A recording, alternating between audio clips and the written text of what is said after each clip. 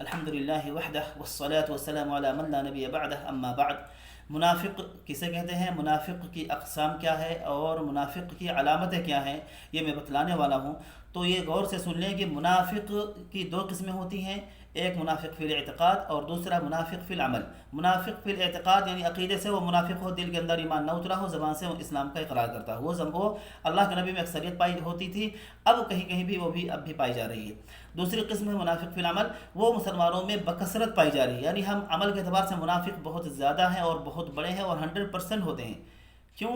کیونکہ اللہ کے نبی نے جو علامتیں بتائی ہیں وہ سب ہمارے اوپر صادق آ رہی ہیں۔ منافق کی علامتیں کیا ہیں وہ اللہ کے نبی نے متفق علیہ روایت بخاری و مسلم میں دونوں جگہ آئی ہے، اللہ کے نبی نے فرمایا کہ 4 ہے، منافقت کی علامت 4 ہے۔ اللہ کے نبی نے فرمایا اربع من کن فیہ کان منافقا خالصا، 4 علامتیں جس شخص کے اندر ہوگی وہ خالص منافق ہوگا، کٹر منافق ہوگا، اس کا اسلام سے کوئی لینا دینا نہیں ہے۔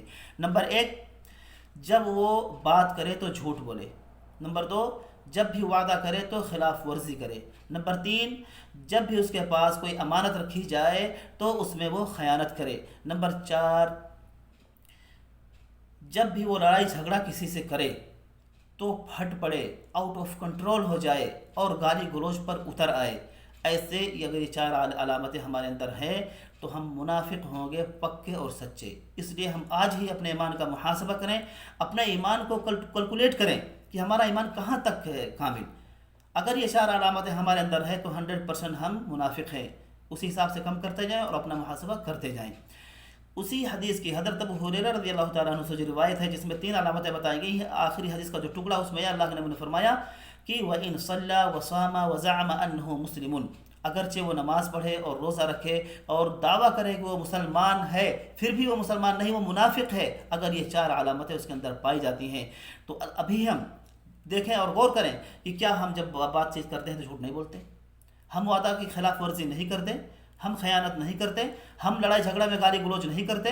اگر نہیں ہے تو الحمدللہ شکر ادا کریں کہ ہم سچے پکے مسلمان ہیں، اگر نہیں تو آج ہی توبہ کریں کیونکہ توبہ کا دروازہ کھلا ہوا ہے۔ سچے اور پکے من سے توبۃ نصوح کریں۔ اللہ تعالیٰ سے دعا ہے کہ اللہ تعالیٰ ہمیں اپنے حفظ و امان میں رکھے اور ہمارا خاتمہ ایمان پر نصیب فرمائے۔ آمین۔ وما علینا الا البلاغ المبین۔